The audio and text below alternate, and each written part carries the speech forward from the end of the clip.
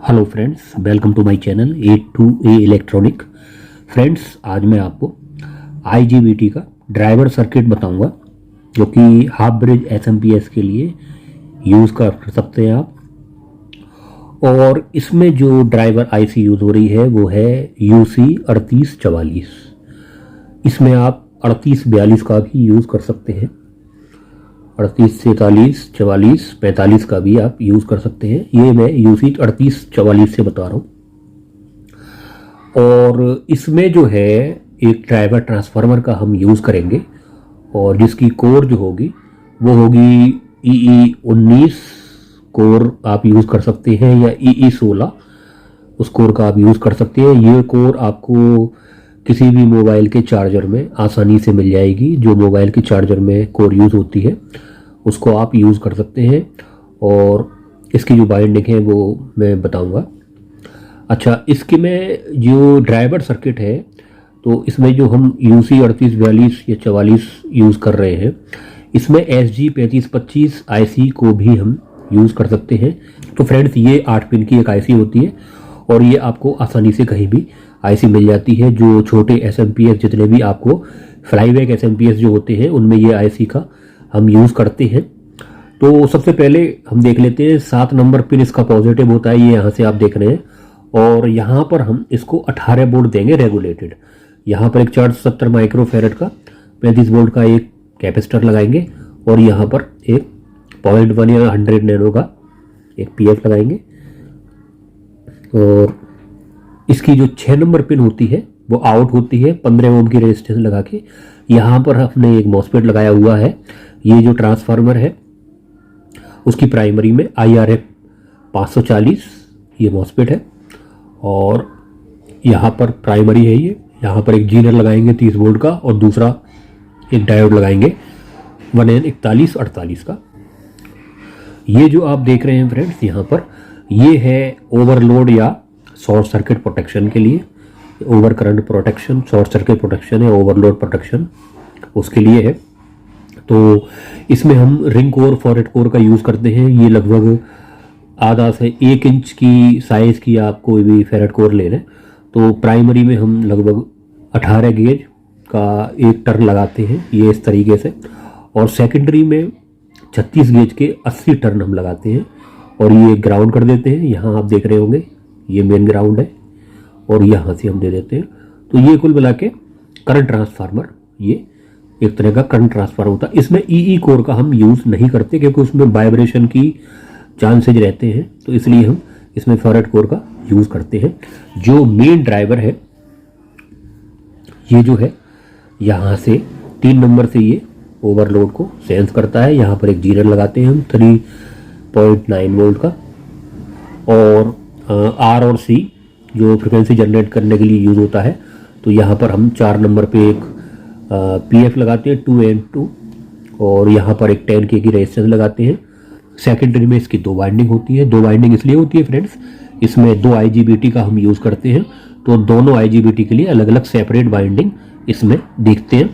तो इनमें जो ट्रांजिस्टर आप देख रहे हैं ये वाले, ये PNP ट्रांजिस्टर है। तो PNP ट्रांजिस्टर है, तो इसके लिए हम फ्रेंड्स ट्रांजिस्टर जो हम यूज़ करेंगे वो होगा BD140, या और भी आप लगभग 800 मिली एम्पियर का आप BC327 का भी आप यूज़ कर सकते हैं, वो भी PNP ट्रांजिस्टर होता है।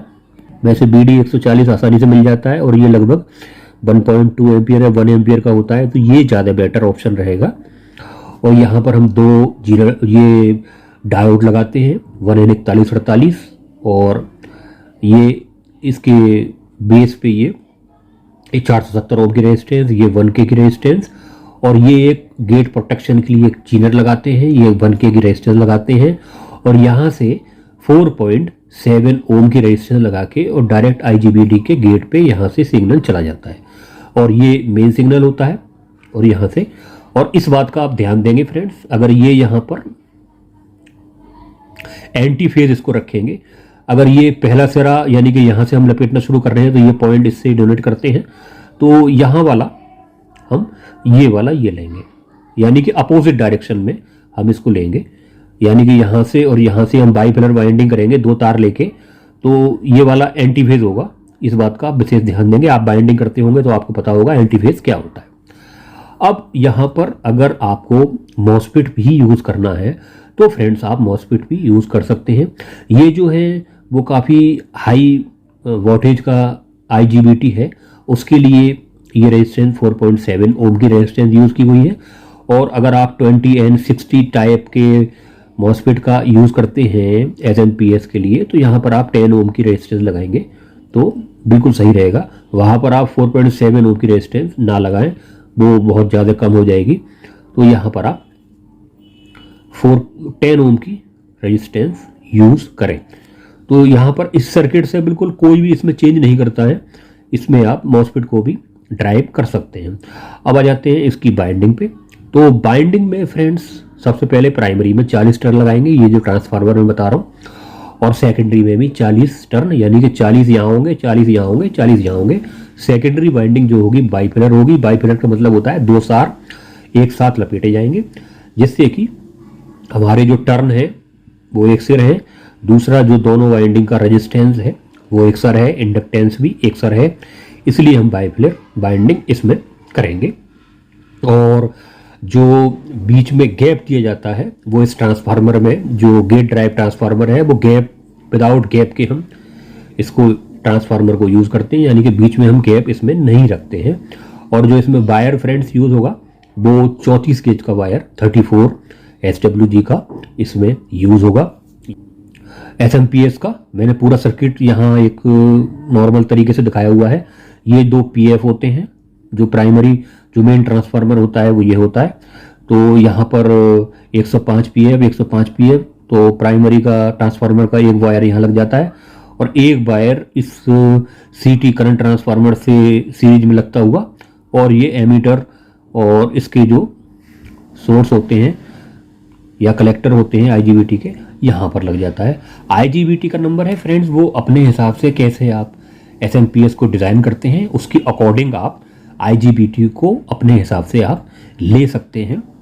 IGBT इस तरह के SMPS में फ्रेंड्स हाई फ्रिक्वेंसी को जो सपोर्ट करते हैं उन IGBT का हम यूज़ करते हैं। तो इस बात का आप विशेष ध्यान दें, जो IGBT यूज़ करें वो हाई फ्रिक्वेंसी को जो सपोर्ट करने वाले IGBT हों उनका ही आप यूज़ करें तो ज़्यादा बेटर रहेगा।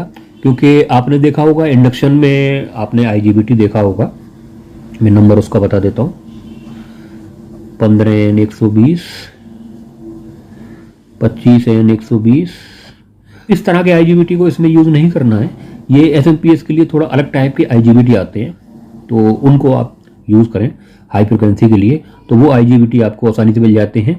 या वेल्डिंग मशीन में जो IGBT यूज़ होते हैं तो उनको आप यूज़ कर सकते हैं।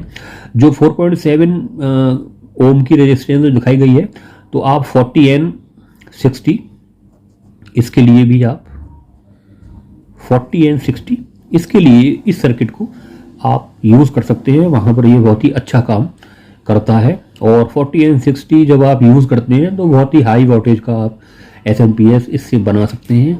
यहाँ मैंने दिखाया है 105 PF के 2 PF लगाए हुए, यहाँ पर दो पेयर भी लगे हुए हैं, तो वो आप ऑटोमेटिक है। मेन जो सर्किट समझाने का मेरा मकसद है वो ये वाला सर्किट है। अब यहाँ पर मैंने अभी बताया था आपको कि SG 3525 का भी हम यूज़ कर सकते हैं। तो फ्रेंड्स SG 3525 को जो प्राइमरी यहाँ पर ये आपको दिख रही है ये वाली कॉइल, तो यहाँ पर जो 11 नंबर और 14 नंबर जो आउटपुट SG 3525 की निकलती है उसको हम यहाँ पर डायरेक्ट दे देते हैं। तो आप मुझे अगर कमेंट करेंगे तो मैं उस सर्किट को भी आपको बता दूंगा। तो वो सर्किट भी काफ़ी सिंपल है और SG 3525 IC भी आसानी से मिल जाती है, तो मैं उसको भी बता दूंगा। तो फ्रेंड्स आज के लिए इतना ही। अगर वीडियो अच्छा लगा हो और आपको कुछ सीखने को मिला हो तो मेरे चैनल को सब्सक्राइब करें, मेरे वीडियो को लाइक करें, शेयर करें। Thank you very much.